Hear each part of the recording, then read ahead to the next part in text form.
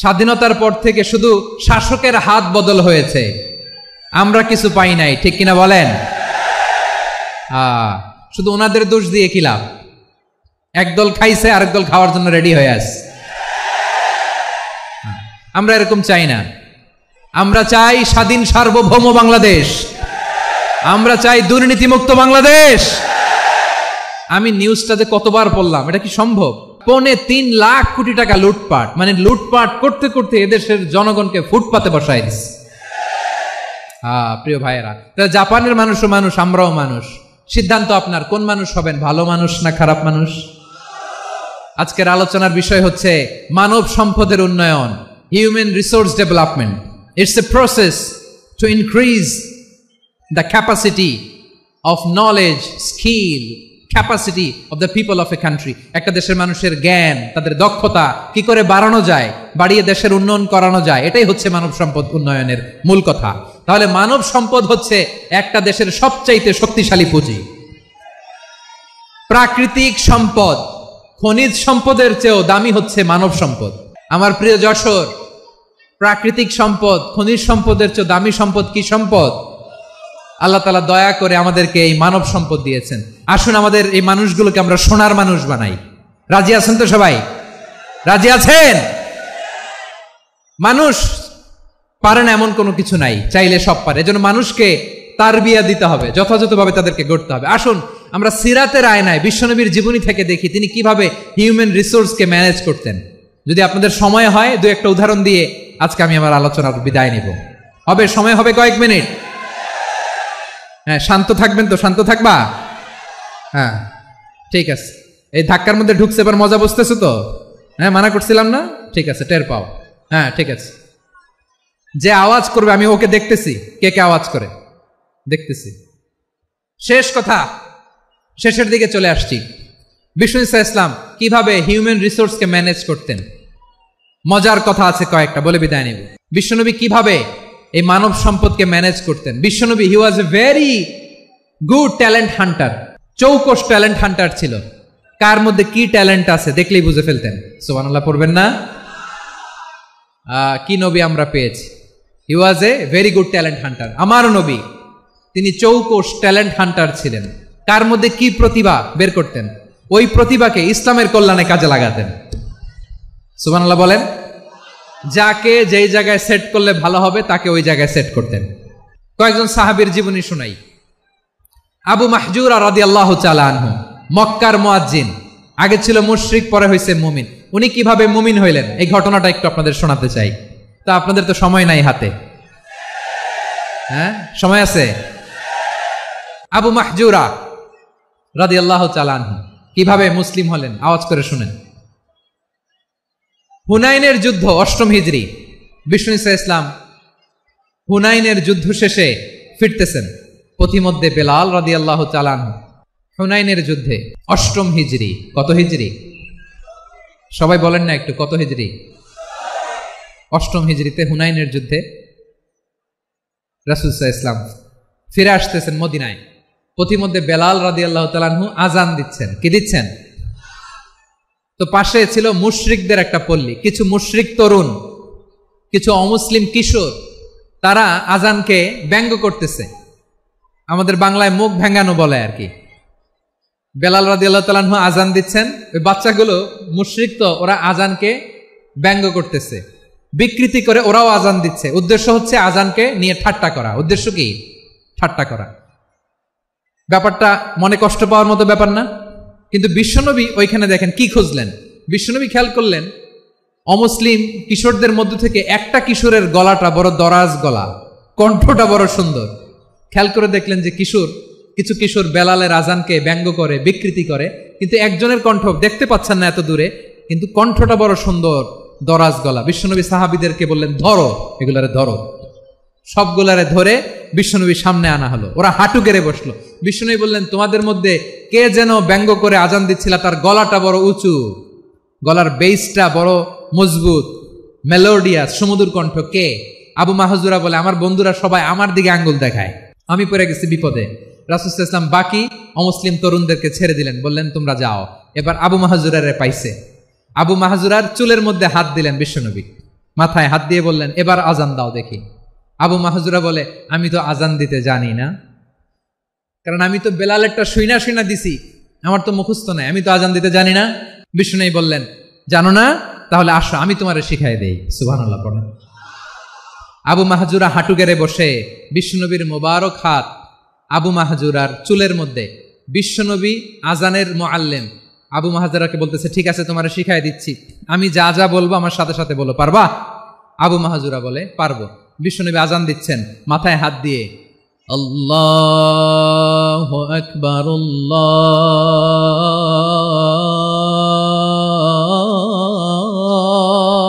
আকবার। আবু মাহজুরা এই বাক্যটা পড়লেন। বিশ্বনবী দ্বিতীয় বাক্য পড়তে আরম্ভ করলেন, আল্লাহু আকবার, আল্লাহু আকবার। আবু মাহজুরা এই বাক্যটাও বললেন। বিশ্বনবী আবু মাহজুরার মাথার মধ্যে হাত দিয়ে তৃতীয় বাক্য বললেন, আশহাদু আল্লা ইলাহা ইল্লাল্লাহ।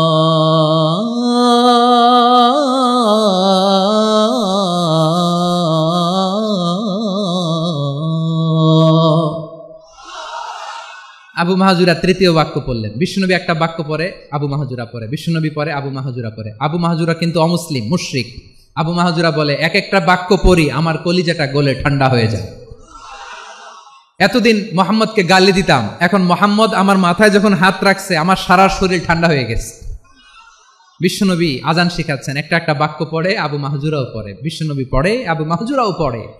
পুরো বাক্যগুলো যখন শেষ, আজান শেষ, আবু মাহজুরাও যখন পুরো আজান পড়লেন, আবু মাহজুরা বললেন, এতদিন মোহাম্মদের চেহারা দেখলে আমার ঘৃণা লাগতো, আজ থেকে মোহাম্মদের চেহারার চেয়ে প্রিয় চেহারা আমার কাছে নাই।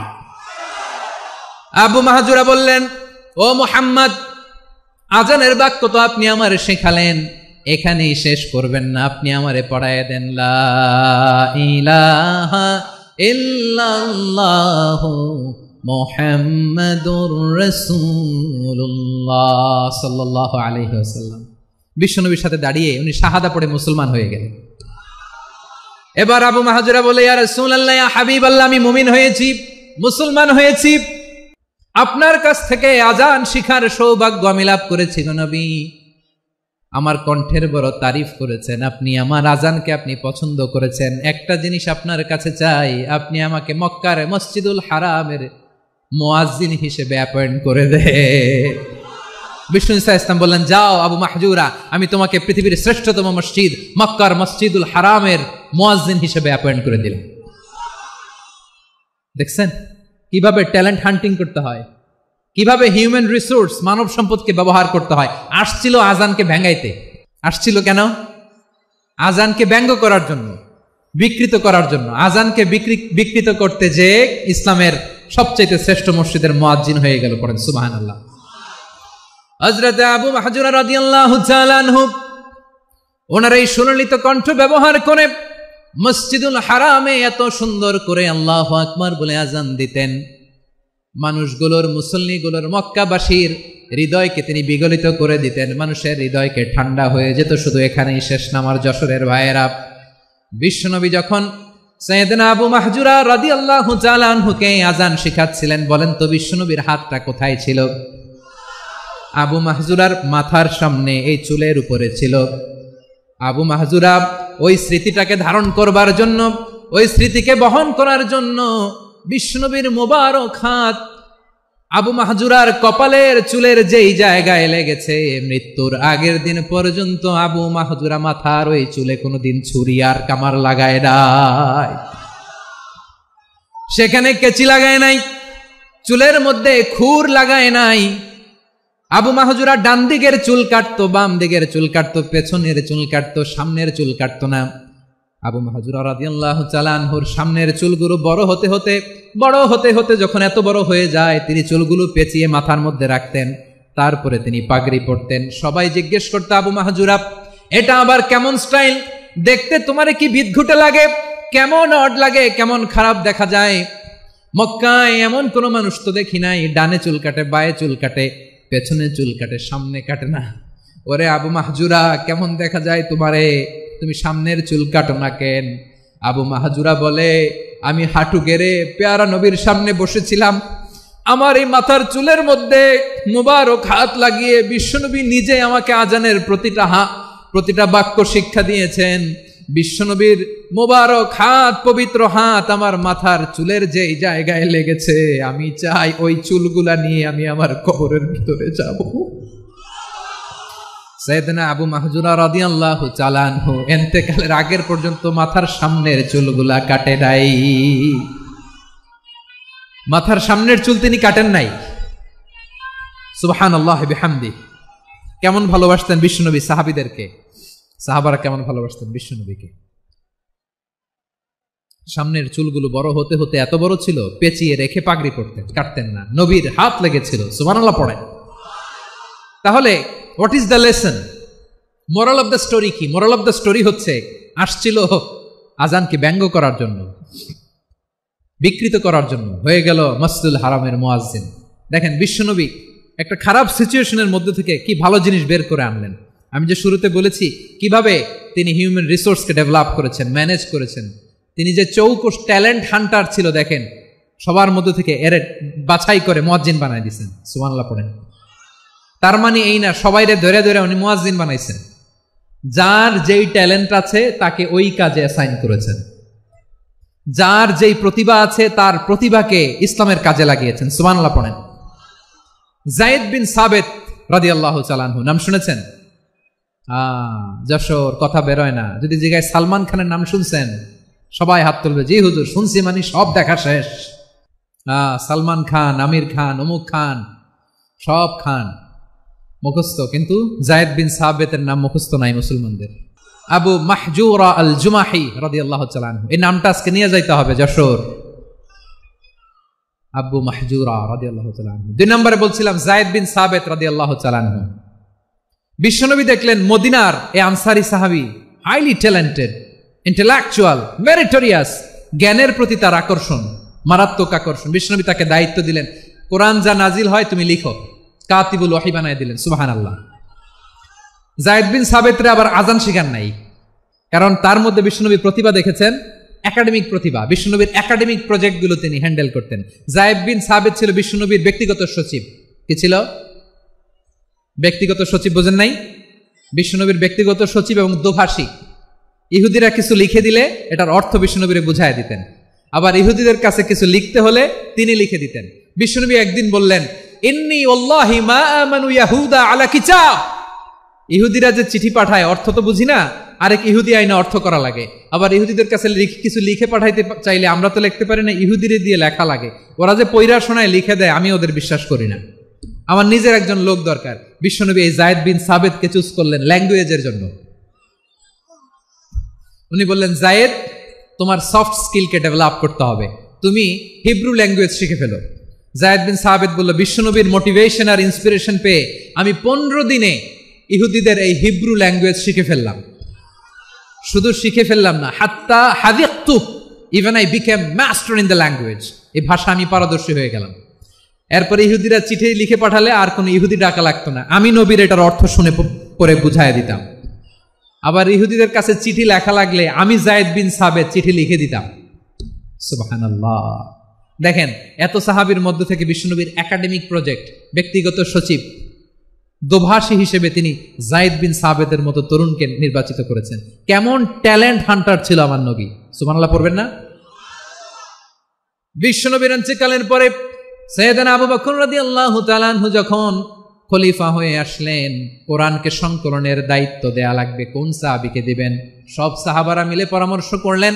সাইয়েদনা আবু বকর, ওমর সবাই মিলে এই বিশাল কোরআন সংকলনের গুরু দায়িত্ব বিশ্বনবীর ব্যক্তিগত সচিব, বিশ্বনবীর দোভাষী, বিশ্বনবীর সিলেক্ট করাই লোক যায়েদ ইবনে সাবিত রাদিয়াল্লাহু তাআলা আনহুকে দিয়েছে।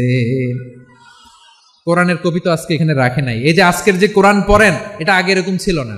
কোরআন নাজিল হলে সাহাবারা ওটের চামড়ায় লিখে ফেলতো, ওটের চ্যাপ্টা হাড্ডির মধ্যে লিখে ফেলতো, গাছের গুড়ির মধ্যে লিখে ফেলতো, বিভিন্ন জনের কাছে ছড়ানো ছিটানো ছিল। আবু বকর রাদিয়াল্লাহু তাআলা আনহু একসাথে করলেন, পরবর্তীতে উসমান রাদিয়াল্লাহু তাআলা আনহু একসাথে করলেন 114 সূরার। এখন এই মুসহাফ, এই কম্পাইলেশন, এই কপি আমরা পেয়েছি, যার হিউজ কন্ট্রিবিউশন ছিল। এই পুরো কোরআন কম্পাইলেশনের প্রজেক্ট ম্যানেজার ছিল যায়েদ বিন সাবিত রাদিয়াল্লাহু তাআলা আনহু। কোরআন কম্পাইলেশনের প্রজেক্ট ম্যানেজার, দেখেন উনারে মাথায় হাত দিয়ে আজান শিখায় নাই, সুবহানাল্লাহ। তাহলে প্রথম সাহাবী আবু মাহজুরাকে মুয়াজ্জিন বানাইলেন, যায়েদ বিন সাবিতকে ব্যক্তিগত সচিব আর দোভাষী বানালেন, মুসআব ইবনে উমাইর রাদিয়াল্লাহু তাআলা আনহুকে ইসলামের প্রথম অ্যাম্বাসেডর বানালেন। তাহলে তৃতীয় নাম্বার একজন সাহাবীর নাম বলছি, মুসআব ইবনে উমাইর। মুসআব কি নাম? নামটা কেমন লাগে? মুসআব কি নাম? He was the first ambassador in Islam. ইসলামের প্রথম ডিপ্লোম্যাট, প্রথম কূটনৈতিক, ইসলামের প্রথম কূটনৈতিক, ইসলামের প্রথম ডিপ্লোম্যাট, প্রথম অ্যাম্বাসেডর মুসআব ইবনে উমাইর। মক্কার তরুণ যুবক, উনি পারফিউম লাগাইলে মানুষ দেখলেই বুঝতো এটা মুসআব লাগাইছে। এমন ড্যাশিং ফেসের ছিল, এমন স্মার্ট ড্যাশিং ফেস, এমন পার্সোনালিটির মানুষ ছিল মুসআব রাদিয়াল্লাহু তাআলা আনহু। কারণ যিনি ইসলামের স্পোকম্যান হবেন, মুখপাত্র হবেন, তার স্মার্ট হওয়ার দরকার আছে না নাই? আকাবার প্রথম শপথ যখন হলো, তাদের সাথে বিষ্ণু ইসা ইসলাম মদিনাতে একজন মুখপাত্র পাঠালেন, ডিপ্লোম্যাটকে পাঠালেন, অ্যাম্বাসেডর অফ ইসলাম, তিনি হচ্ছেন মুসআব ইবনে উমাইর। পড়েন সুবহানাল্লাহ। বিশ্বনবী দেখলেন সে অনেক স্মার্ট, তার ডেডিকেশন আছে, সিনসিয়ারিটি আছে, এবং মদিনায় যে আউস খাজরাজ গোত্রের নেতাদের সাথে ডিল করতে হবে, ইহুদিদের সাথে ডিল করতে হবে, ওখানে একজন পাক্কা জানু খেলোয়াড়ের দরকার আছে না নাই? মুসআব ইবনে উমাইর রাদিয়াল্লাহু তাআলা আনহু, ওনাকে বিষ্ণু ইসা ইসলাম চুজ করলেন। এবং বিষ্ণু ইসা ইসলামের এই চুজিংটা, এই সিলেকশনটা এত সুন্দর ছিল, তিনি মদিনাতে যে বিশ্বনবী আসার আগেই মদিনার জমিনকে তিনি উর্বর করে ফেলছেন।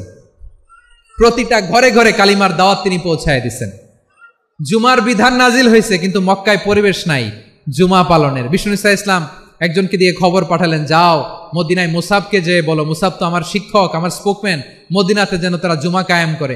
বিশ্বনবীর আগেই মুসাব মদিনার মুসলিমদেরকে নিয়ে মদিনায় প্রথম জুমা কায়েম করে ফেলছে। কোন সুবহানাল্লাহ। ডিপ্লোম্যাটদের কেমন হইতে হয়, অ্যাম্বাসেডার কেমন হইতে হয়, মুসআব রাদিয়াল্লাহু তাআলা আনহুর কাছ থেকে শিখে নাও। মুসআব নামটা কেমন লাগে? যশোর, যাদের সন্তান হবে ছেলে সন্তান, আমার রাস্তায় পাইলে সবাই জিজ্ঞেস করে, হুজুর একটা নাম দেন, আমার ছেলে হবে। যশোরবাসীর জন্য আমি একটা নাম দিয়ে দিলাম, নাম রাখতে হবে মুসআব। কি নাম?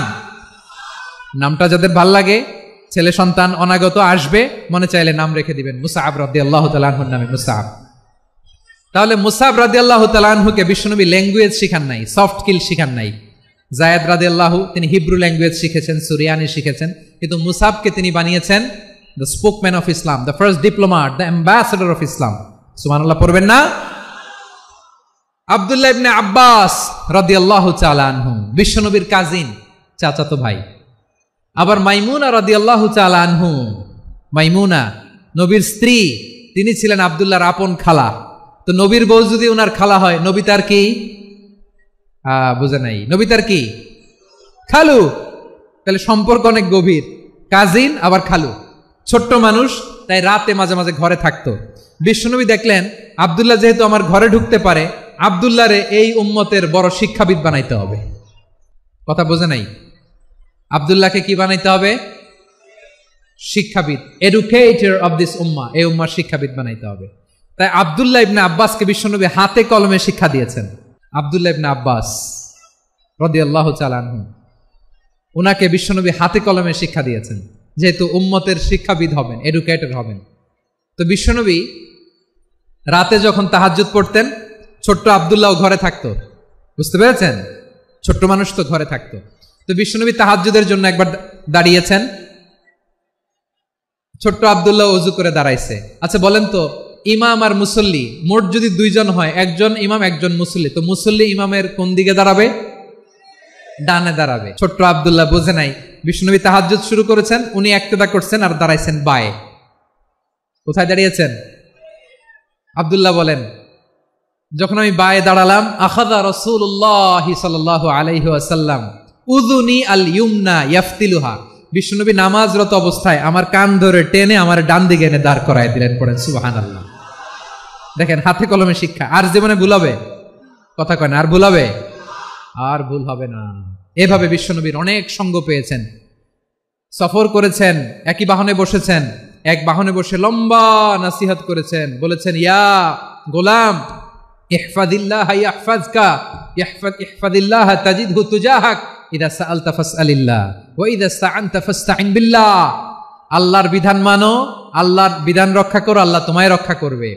আব্দুল্লাহ, চাইতে হলে আল্লাহর কাছে চাও, সাহায্য চাইতে হলে আল্লাহর কাছে সাহায্য চাও। মনে রাখো, গোটা বিশ্বের সবাই যদি তোমার সাহায্য করতে চায় ততটুকুই করতে পারবে যতটুকু আল্লাহ তোমার নসিবে রেখেছে। গোটা বিশ্ব যদি তোমার বিরুদ্ধে ষড়যন্ত্রে দাঁড়িয়ে যায়, ক্ষতি ততটুকু করতে পারবে যতটুকু তোমার জন্য বরাদ্দ আছে, এর বাইরে কিছু করতে পারবে না। আওয়াজ করে বলেন ঠিক কিনা? এভাবে হাতে কলমে শিখিয়েছেন, বিশ্বনবীর সঙ্গ পেয়েছেন। উনাকে বিষ্ণু ইসলাম শিক্ষাবিদ, এডুকেটর অফ দিস উম্মাহ হিসেবে সিলেক্ট করেছেন, হাতে কলমে শিখিয়েছেন।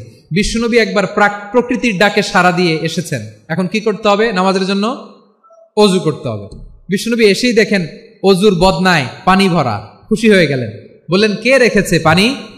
একজন বলল আব্দুল্লাহ রেখেছে। বিশ্বনবী অত্যন্ত খুশি হলেন, খুশি হয়ে একটা দোয়া করলেন, বললেন আল্লাহুম্মা ফাক্কিহু ফিদ্দীন ওয়া আল্লিমহু তা'ওয়ীল। আল্লাহ, তুমি আব্দুল্লাহকে দ্বীনের বুঝ দিও আর কোরআনের তাফসির শিক্ষা দিও। বিশ্বনবীর এই দোয়া এমন লাগছে, উনি রাইসুল মুফাসসিরিন, এই পৃথিবীতে যত মুফাসসির ছিল, যত মুফাসসির আসবে, সকল মুফাসসিরের সম্রাট হিসেবে স্বীকৃত হয়েছেন আব্দুল্লাহ ইবনে আব্বাস। বিশ্বনবী ওনারা আজান শিখান নাই, বিশ্বনবী ওনারা ল্যাঙ্গুয়েজ শিখান নাই, বিশ্বনবী ওনারা অ্যাম্বাসাডর বানান নাই, হাতে কলমে শিক্ষা দিয়েছেন। ছোট্ট মানুষ বিশ্বনবী ইন্তেকাল করলেন, আবু বকরের সময় গেল, ওমরে ফারুকের খেলাফত, তখনও তিনি তরুণ। ওমরে ফারুক রাদিয়াল্লাহু তাআলা আনহু ওনার ক্যাবিনেট মিনিস্ট্রির বৈঠকে এ আব্দুল্লাহ ইবনে আব্বাসকে পাশ দিয়ে বসায় রাখতেন।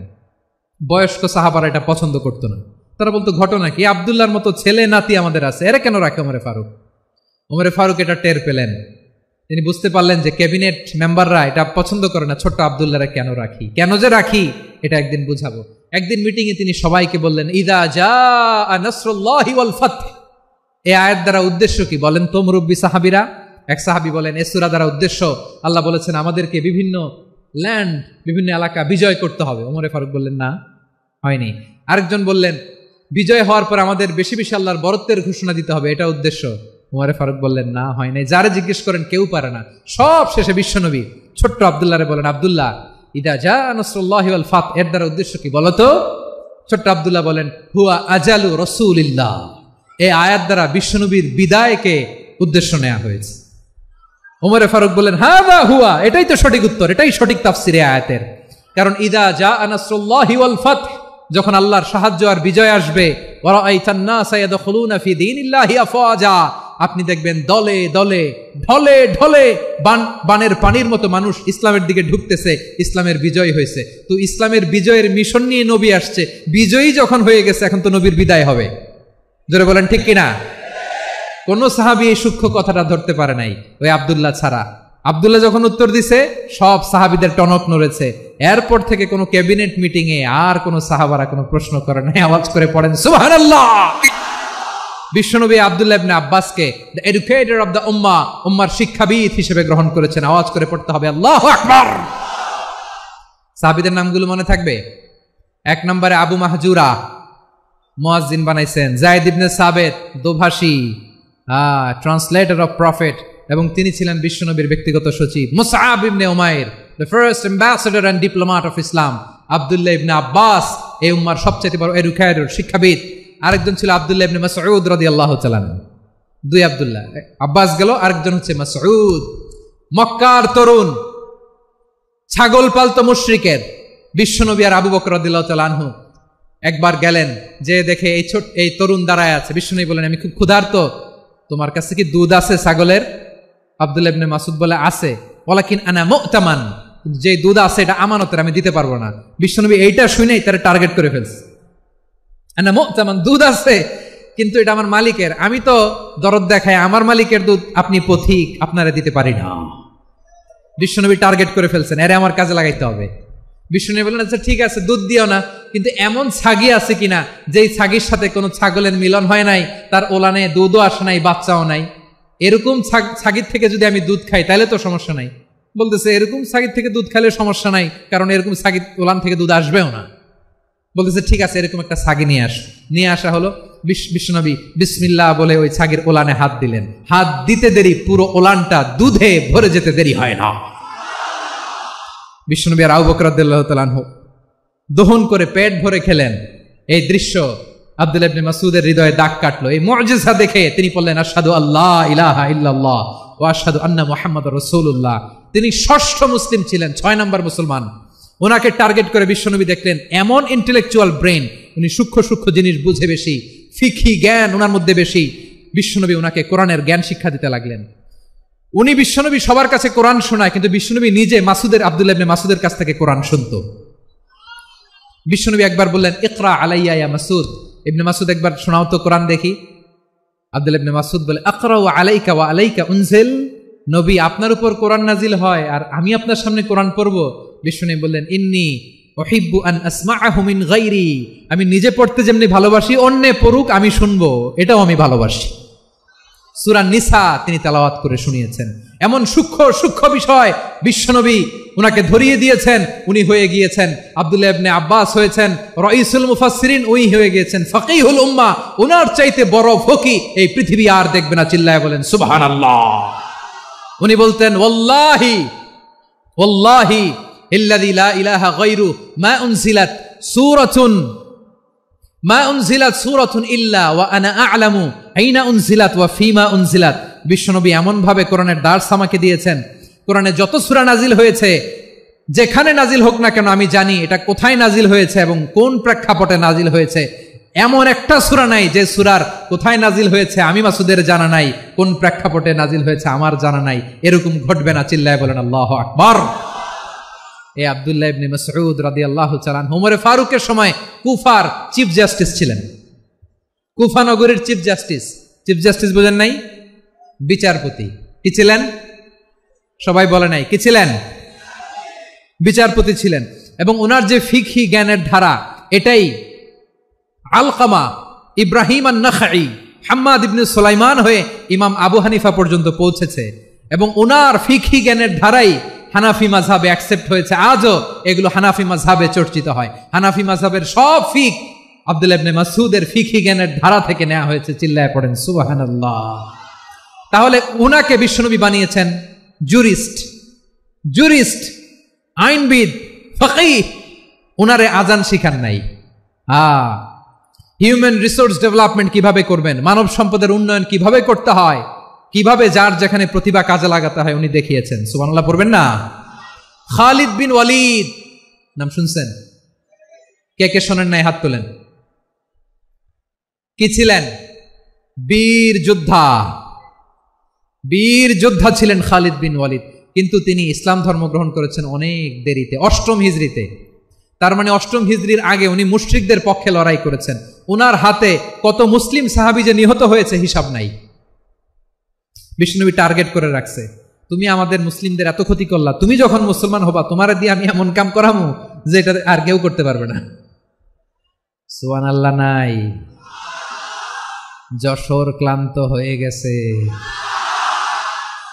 খালিদ বিন ওয়ালিদ রাদিয়াল্লাহু তাআলা আনহু 8ম হিজরিতে মুসলিম হয়েছেন, মক্কা বিজয়ের আগে। তো মক্কা বিজয়ের আগে যখন মুসলিম হয়েছেন, এর আগে কি করছেন? কাফিরদের সাথে যুদ্ধ করেছেন। উনি উহুদের যুদ্ধে মুসলমানদের যে পরাজয় ভাব, কঠিন পরিস্থিতির মুখোমুখি উনার কারণে পেছন থেকে এমন আতর্কিত আক্রমণ করেছেন, মুসলমানদেরকে কচুকাটা করেছেন। 8ম হিজরিতে আল্লাহ তাআলা হেদায়েতের নূর দিয়ে উনার হৃদয়টাকে উজালা করে দিলেন। লা ইলাহা এটা এমন বাণী যার হৃদয়ে একবার টাচ খাবে, এইটা থেকে সে আর পালিয়ে বেড়াতে পারে। ঝিনুকের ভেতর লুকিয়ে থাকে যেমন মতি, ঝিনুকের ভেতর লুকিয়ে থাকে যেমন মতি, কলমা শাহাদাতে আছে আল্লাহর জ্যোতি, কলমা শাহাদাতে আছে আল্লাহর জ্যোতি। ঠিক কিনা বলেন? মক্কা বিজয়ের আগে মুসলিম হলেন, হওয়ার পরেই বিশ্বনবীর টার্গেট ফুলফিল হলো। ওই যে টার্গেট করে রেখেছেন আর দোয়া করেছেন, খালিদ বিন ওয়ালিদ যদি মুসলিম হয় তাকে আমি মিলিটারি চিফ বানাবো। ওনাকে আজান শিখান নাই, ওনারে কান ধইরা নামাজের এই মাথা থেকে ওই মাথা আনান নাই, ফিকহি কোরআনের সূক্ষ্ম তাফসীর ওনারে শিখান নাই, অ্যাম্বাসেডর বানান নাই। বিষ্ণু ইসলাম উনাকে সামরিক অভিযানে প্রেরণ করেছেন। সামরিক অভিযানে তিনি প্রেরণ করেছেন। উনার জীবদ্দশায় উনার নেতৃত্বে যতগুলো যুদ্ধ হয়েছে, একটা যুদ্ধেও তিনি পরাজয় বরণ করেন নাই। ওমরে ফারুকের সময়কালে তিনি চিফ অফ মুসলিম মিলিটারি, মানে মুসলিম সেনাপতি হয়েছেন। যশোর আওয়াজ করো, ঠিক কিনা বলো? সেনাপতি, মুসলিম সেনাপতি। তাহলে কিভাবে হিউম্যান রিসোর্স ব্যবহার করতে হয় গোটা বিশ্ব আমার নবীর কাছ থেকে শিখে নাও। খালিদ বিন ওয়ালিদ, ওনাকে বিশ্বনবী একটা উপাধি দিয়েছেন। উপাধিটা হচ্ছে সাইফুল্লাহিল মাসলুল, আল্লাহর নাঙ্গা তরবারি, আল্লাহর খোলা তরবারি, দ্য ওপেন সোর্ড অফ আল্লাহ। খালিদ বিন ওয়ালিদ মুসলিম সেনাপতি। হাসান বিন সাবেত নাম শুনছেন? দেখি উনি কি ছিল বলেন। রাসূলের সভা কবি, কালচারাল হিজিমনিকে ডিফিট করার জন্য। উনি ভালো অস্ত্র চালানো জানতেন না, ওই কাজে উনি যেতেন না। উনার ছিল কাব্য প্রতিভা। কাব্য প্রতিভা, কাফিররা কবিতা দিয়ে নবীকে গালি দিত। বিশ্বনবী বলতেন, ইয়া হাসান আজিব আন রাসূলিল্লাহ, তুমি নবীর হয়ে কাফেরদের এই কথাগুলোর জবাব দাও। বিশ্বনবীর একটা মিম্বার ছিল। বিশ্বনবীর মিম্বারের পাশাপাশি মসজিদে নববীতে এই হাসান বিন সাবেতের জন্য বিশ্বনবী একটা স্পেশাল মিম্বার বানিয়ে দিয়েছেন। এখান থেকে তুমি জবাব দাও। এবং বিশ্বনবী বলেছেন, আল্লাহুম্মা আইয়িদহু বিরূহিল কুদুস। আল্লাহ, হাসান আমার পক্ষে জবাব দেয়, তুমি জিব্রাইল মারফত তাকে সাহায্য পাঠাইয়া দিও। রাসূল সাল্লাল্লাহু আলাইহি ওয়াসাল্লামের সভা কবি, the poet of the prophet, নবীর কবি। উনি কবিতা দিয়ে, এমন উচ্চাঙ্গের ভাষায় কবিতা দিয়ে তিনি জবাব দিতেন, কাফিরদের গা শিহরে যেত, তাদের হৃদয়ে আগুন ধরে যেত। তাহলে এরকম কবিরও দরকার আছে না নাই? এখন যাকে আল্লাহ দিছে কাব্য প্রতিভা, এরা যদি আপনি যুদ্ধের ময়দানে পাঠান হবে? যারে দিছে সুরেলা গলা, এরা যদি অ্যাম্বাসেডর বানান হবে না। হাসান বিন সাবেত ছিলেন বিষ্ণু ইসলামের কবি। হুযায়ফা ইবনুল ইয়ামান বিশ্বনবীর গোয়েন্দা বিভাগের প্রধান। কিসের প্রধান? হুযায়ফা ইবনুল ইয়ামান। ওনার ছিল ডিটেকটিভ মাইন্ড, ডিটেকটিভ মাইন্ড, গোয়েন্দা বিভাগের প্রধান। এবং উনি হচ্ছেন সাহিবু সিররি রাসূলিল্লাহ, রাসূল সাল্লাল্লাহু আলাইহি ওয়াসাল্লামের গোপন তথ্যের ধারক বাহক। নবীর যেই কথা কেউ জানে না, সব হুযায়ফার পেটের ভিতরে ছিল। সুবহানাল্লাহ পড়েন। মদিনার যত ইহুদিদের একটা লিস্ট ছিল, এই লিস্ট শুধু দুইজন জানতো, বিশ্বনবী আর হুযায়ফা। সুবহানাল্লাহ পড়বেন না? তাহলে উনাকে কোন দায়িত্ব দিছে? কোন বিভাগ? যশোর আওয়াজ করো, কোন বিভাগ? গোয়েন্দা বিভাগের হেড ছিল। খন্দকের যুদ্ধে প্রচন্ড আজকের মতো শৈত্য প্রবাহ, মাটি খনন করতে করতে সাহাবীদের পেটে ক্ষুধা নাই, দাঁড়াইতে পারে না নামাজের জন্য, এত ক্লান্ত, ক্ষুধা, ক্লান্ত, শ্রান্ত। বিশ্বনবী বললেন, কে আছো? এই কঠিন শীত, এই ভয় আর ক্ষুধার মধ্যেও খন্দকের পরীক্ষার টপকে শত্রু শিবিরে যে আমাকে তথ্য দিবা, কে আছো? কারো গায়ে শক্তিই নাই যে দাঁড়াবে, কেউ দাঁড়ায় না। বিশ্বনবী তখন নিজে হুযায়ফাকে ডাক দিলেন, হুযায়ফা, যে আমাকে আজকে শত্রু শিবিরের তথ্য এনে দিবে, সে জান্নাতে আমার মোরাফাকা, আমার সঙ্গী হবে। হুযায়ফা রাদিয়াল্লাহু ইবনুল ইয়ামান জীবনের ঝুঁকি নিয়ে এই ক্ষুধা, শৈত্য প্রবাহ, কোল্ড ওয়েভসকে উপেক্ষা করে পরীক্ষা টপকে শত্রু শিবিরে যে সবার কথাগুলো চুপে চুপে শুনে বিশ্বনবীর দরবারে এসে গোয়েন্দাদের মতো তথ্য সরবরাহ করেছে। বিশ্বনবীর গোয়েন্দা বিভাগের প্রধান হুযায়ফা ইবনুল ইয়ামান ইন্টেলিজেন্স বিভাগ চালাতেন। মুনাফিকদের নাম ওনার কাছে ছিল। মুআয ইবনে জাবাল মদিনা রাষ্ট্রের সবচেয়ে সিনিয়র আমলা ছিলেন। আমলাতন্ত্র চিনেন তো? প্রশাসনিক কাজ যারা চালায়, অ্যাডমিনিস্ট্রেশন বুঝেন না? The department of administration. মদিনার রাষ্ট্রের সিনিয়র আমলা মুআয ইবনে জাবাল মুতাখাসসিসুন ফিল হালাল ওয়াল হারাম, হালাল হারামের স্পেশালিস্ট ছিলেন। বিশ্বনবী উনাকে ইয়ামানের গভর্নর করে পাঠাইছেন। বলেছেন, ইন্নাকা তা'তি কওমান আহলা কিতাব, এমন গোষ্ঠীর কাছে যাবা ইহুদি নাসারা, আগে শাহাদা পড়লে এরপরে নামাজের দাওয়াত দিও, নামাজ পড়লে যাকাতের দাওয়াত দিও। গভর্নরের অ্যাটিটিউড যেমন থাকে তেমন অ্যাটিটিউড ধরে রেখো। সুবহানাল্লাহ পড়েন। তাহলে মুআয ইবনে জাবালকে দিয়ে বিশ্বনবী কবিতা লেখায় নাই, চিঠি লেখায় নাই, আজান দেওয়ায় নাই। সুবহানাল্লাহ পড়বেন না? সব শেষ সাহাবী বলি আবু হুরায়রা রাদিয়াল্লাহু তাআলা আনহু, নাম শুনছেন? বিড়ালের বাবা। কি করতেন? খালি হাদিস মুখস্থ করতেন। উনি বলতেন আলজামু রাসূলুল্লাহ আলা মিল ইবাতনি, আমার শুধু পেটের ক্ষুধার বন্দোবস্ত হইলে আমি নবীর সঙ্গ ছাড়তাম না। আমার আনসার সাহাবারা ক্ষেত খামারের কাজ করতো, আমার মুহাজির সাহাবারা ব্যবসা করতো, আর আমি নবীর সাথে সাথে থাকতাম। শুধু সকাল বিকাল 2 বেলা যদি আমার খাবারের বন্দোবস্ত হয়, আমি আর নবীর লক ছাড়ি না। সুবহানাল্লাহ কইবেন না? 5374টা হাদিস তিনি বর্ণনা করেছেন। সবচেয়ে বেশি হাদিস বর্ণনাকারী সাহাবী। হাদিস প্রিজার্ভেশনের কাজে বিশ্বনবী ওনাকে কাজে লাগিয়েছেন। উনি একদিন বলেন, ইয়া রাসূলুল্লাহ আসমাউ মিনকা কাসীরান ফালা আহফাজু, নবী অনেক কথা শুনি আমার মনে থাকে না। বিষ্ণু বললেন, তাই? উবসুত রিদাক, তোমার চাদরটা বিছাও। আবু হুরায়রা বিছালেন, বিশ্বনবী হাত বুলায় দিলেন, এরপরে অনেক হাদিস বর্ণনা করলেন। আবু হুরায়রা বলে, তারপর থেকে বিশ্বনবী যাই বর্ণনা করে আমি শুনি আর একটাও বলি না। এখন সুবহানাল্লাহ।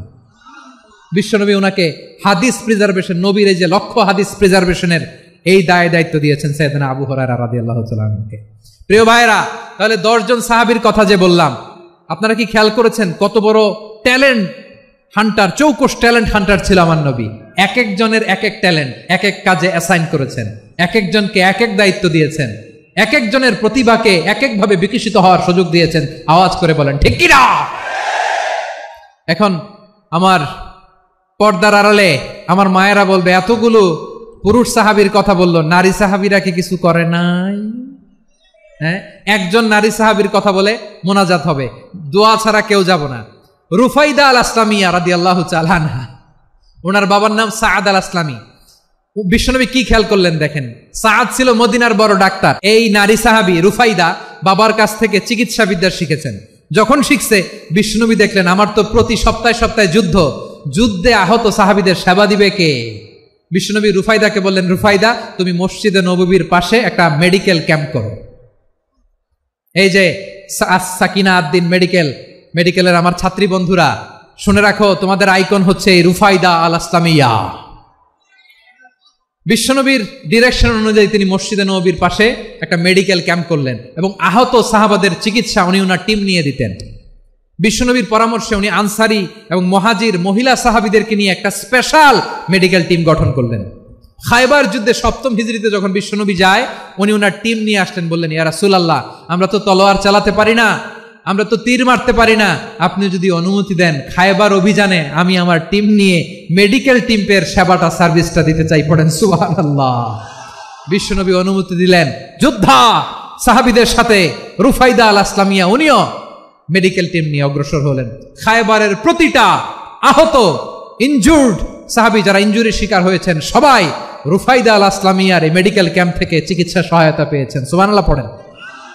দেখেন কিভাবে বিশ্বনবী ট্যালেন্ট বাছাই করতেন। আপনি অবাক হবেন, বাহরাইনের মেডিকেল ইউনিভার্সিটিতে রুফাইদা আল আসলামিয়া মেডিকেল প্রাইজ অ্যাওয়ার্ড প্রতি বছর দেয়া হয়। যদি আদ্দিনের এই মেডিকেল আমার বোনেরা যদি জেনে থাকো জানো, না হলে নতুন করে জানো, সার্চ দিও, রুফাইদা আল আসলামিয়া মেডিকেল অ্যাওয়ার্ড বাহরাইনের ইউনিভার্সিটিতে দেয়া হয়। প্রিয় ভাইয়েরা, তাহলে আলোচনার সামারি আমরা করি। বিশ্বনবী যার যেখানে ট্যালেন্ট তাকে ওইখানে কাজে লাগাতেন। আওয়াজ করে বলেন ঠিক কিনা? এবার একটা ইন্টারভিউ হবে, আওয়াজ করে বলেন, আবু মাহজুরাকে বিশ্বনবী কি বানাইছেন? হ্যাঁ, ভুলে গেছেন? সামনের চুলে হাত দিয়ে বিশ্বনবী কি সুন্দর গলায় আজান শিখালেন। মুয়াজ্জিন। যায়েদ বিন সাবিতকে একাডেমিক প্রজেক্টের দায়িত্ব দিয়েছেন, তিনি ছিলেন বিশ্বনবীর দোভাষী ব্যক্তিগত সচিব। মুসাব ইবনে উমাইর, the first ambassador of Islam. আব্দুল্লাহ ইবনে আব্বাস, উম্মার বড় শিক্ষাবিদ মুফাসসির। আব্দুল্লাহ ইবনে মাসউদ ছিলেন জুরিস্ট। কি ছিলেন? জুরিস্ট ছিলেন, এই উম্মার সবচেয়ে বড় জুরিস্ট। খালিদ বিন ওয়ালিদ, সেনাপ্রধান। হাসান বিন সাবিত ছিলেন বিশ্বনবীর সভাকবি। কি ছিলেন? বিশ্বনবীর সভাকবি ছিলেন। এরপরে হুযায়ফা ইবনুল ইয়ামান কি ছিলেন? গোয়েন্দা বিভাগের প্রধান। মুআয ইবনে জাবাল কি ছিলেন? সিনিয়র আমলা, ইয়ামানের গভর্নর। আবু হুরায়রা রাদিয়াল্লাহু তাআলা আনহু হাদিস প্রিজার্ভেশনের কাজ করেছেন। আর আমাদের রুফাইদা আল আসলামিয়া রাদিয়াল্লাহু তাআলা আনহা কি ছিলেন? নার্স ছিলেন। নার্স হয়ে মেডিকেল সেবা দিয়েছেন। প্রিয় ভাইয়েরা, পুরো আলোচনার যদি সামারি করি, তাহলে বিশ্বনবী যেভাবে হিউম্যান রিসোর্সকে ম্যানেজ করেছেন, যার যেখানে প্রতিভা কাজে লাগিয়েছেন, আমরাও যদি করি, আমাদের বাংলাদেশের চিত্র আমরা পাল্টে যেতে পারবো। আমরা শুরুতে শুনেছি মানুষের আছে অসীম সম্ভাবনা, প্রতিটা মানুষ অনন্য, যত্ন নিলে, যথাযথ পরিচর্যা করলে মানুষ বিশ্ব জয় করতে পারে, ঠিক কিনা? আমাদের হাফেজে কোরআনের সামনে দাঁড়াতে পারে এমন কোন হাফেজে কোরআন আল্লাহর জমিনে জন্ম হয় নাই। গোটা বিশ্ব কাঁপিয়ে তারা সেরা, আমাদের ক্রিকেটাররা সেরা, আমাদের তৈরি পোশাক শিল্প সেরা, এরকম অনেক অনেক সেরা জিনিস আছে, আমরা এগুলোরে নার্চারিং করতে পারি নাই, পরিচর্যা করতে পারি নাই, সঠিক তারবিয়াতের অভাব। তাহলে মানুষের অসীম সম্ভাবনাকে কাজে লাগাতে হবে, ঠিক কিনা বলেন? ইউনুস গভর্নমেন্টকে আমি বলবো, অল্প সময়ের জন্য আপনারা এসেছেন, সংস্কারও করতে হবে, আবার নির্বাচনও করতে হবে। সব সংস্কার হতে করতে পারবেন না, যতটুকু পারবেন এর মধ্যে আমাদের যে হিউজ ম্যান পাওয়ার, আমাদের যে মানব সম্পদ, হিউম্যান রিসোর্স, এটাকে ডেভেলপ করে আপনাদের যেতে হবে। যেটা পারবেন না সেটাকে পরবর্তী নির্বাচিত গভর্নমেন্টের কাছে রেখে যেতে হবে, যে তারা যেন করে, তাদের কাছে আপনারা এটা রেখে যাবেন। তাহলে মানুষ চাইলে বিশ্ব জয় করতে পারে। আর মানুষকে হারাতে পারে কেউ? জোরে বলো যশোর, মানুষকে হারাতে পারে কেউ? আল্লাহ আমাদেরকে জনসংখ্যা দিয়েছেন প্রিয় ভাইয়েরা, এই জনসংখ্যা অনেক বড় সম্পদ, এটা আমাদের জন্য অভিশাপ নয়, আশীর্বাদ। আমাদের জনসংখ্যাকে যদি আমরা জনশক্তিতে রূপান্তর করতে পারি, আজকে বাংলাদেশ যে অবস্থানে দাঁড়িয়ে আছে, বাংলাদেশ তার 20 গুণ উন্নতির শিখরে চলে যাবে, চিল্লায় বলো ঠিক কিনা? আমাদের শ্রমিক ভাইয়েরা বাইরে কাজ করে, আমাদের শ্রমজীবী ভাইয়েরা, প্রবাসীরা, তাদের ব্যাপারে গুরুত্ব দিতে হবে। আমাদের শ্রমের দাম সবচেয়ে কম, সবচেয়ে কম। তারা এম্বাসিতে গুরুত্ব পায় না, এয়ারপোর্টে গুরুত্ব পায় না, এই সরকার অবশ্য তাদেরকে অনেক গুরুত্ব দিচ্ছে। আমাদের অদক্ষ শ্রমিককে যখন আমরা দুবাই পাঠাই, অল্প বেতন পায়, কিন্তু ইন্ডিয়ানরা দক্ষ শ্রমিক পাঠাইলে তার 3 গুণ বেতন পায়। আমরা আমাদের শ্রমিকদেরকে অদক্ষভাবে আর পাঠাতে চাই না, দক্ষ শ্রমিক পাঠিয়ে আমরা রেমিটেন্সের বন্যা বইয়ে দেব। আমাদের শ্রমিকদের পাঠানো রেমিটেন্সের টাকায় সচল থাকে আমার দেশের অর্থনীতির চাকা। তাদেরকে সবচেয়ে গুরুত্ব দিতে হবে।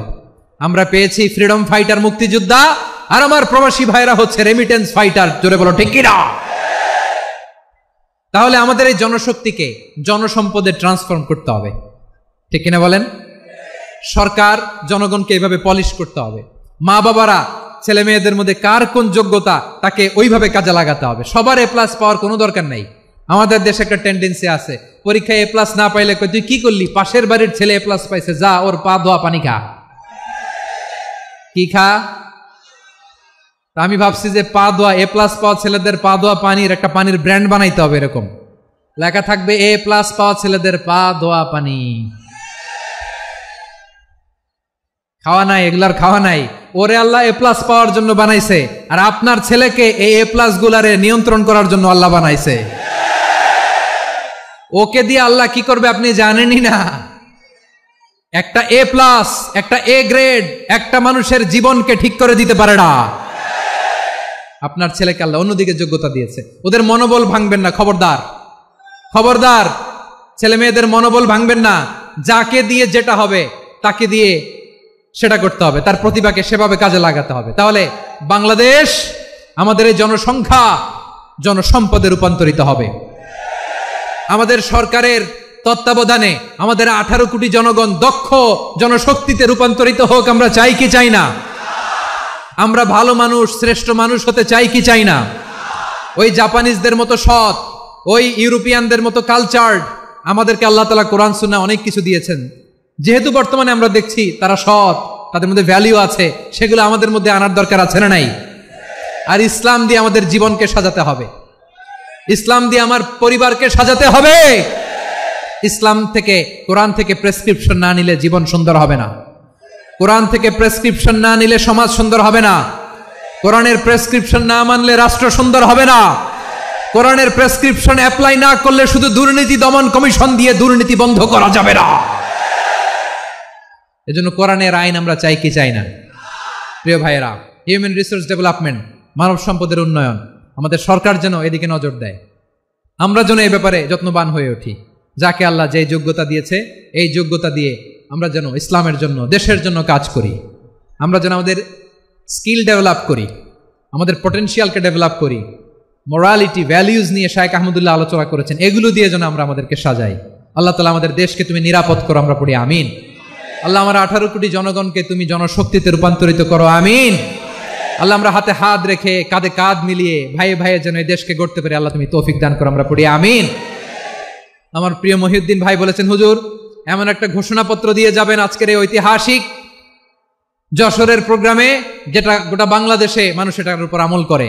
আমি যে কথাটা বলেছি এটাই, আসুন আমরা আমাদের জনসংখ্যাকে জনসম্পদে ট্রান্সফর্ম করি, আমাদের জনসংখ্যাকে আমরা যেন জনশক্তিতে রূপান্তরিত করি, জনসংখ্যাকে ট্রান্সফর্ম করে জনশক্তি দিয়ে আমরা যেন আগামীর বাংলাদেশ, স্বাধীন বাংলাদেশ 2.0 কে গড়ে তুলি।